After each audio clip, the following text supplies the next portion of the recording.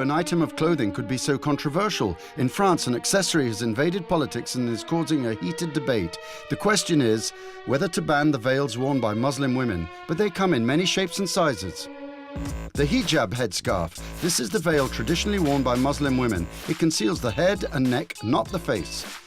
The niqab is a full veil. It leaves the area around the eyes clear. Accompanying headscarves cover the hair and face.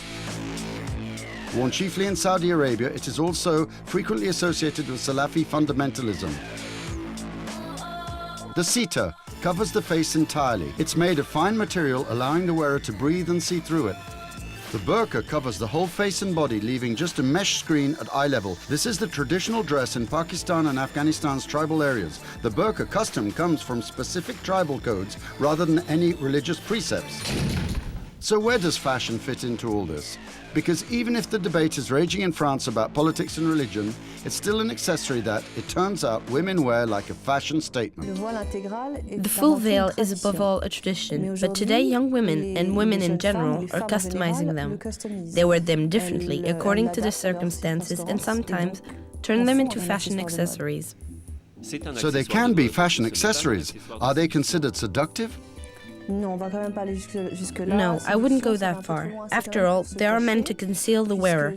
That's the aim in those countries. So, seductive isn't exactly the right word.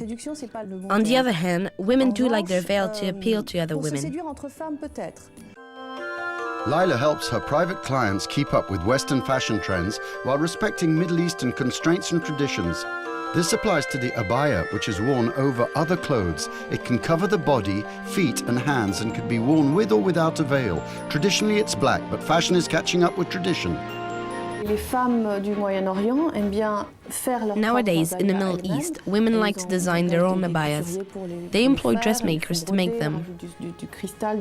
They have them embroidered and even add Swarovski crystal to them. Sometimes they customize them, wearing more tight-fitting versions. They add splashes of color on the sleeves or headscarf worn around their faces. They've really become fashion items. Since they're worn every day and at all time, they might as well look elegant. It's fun.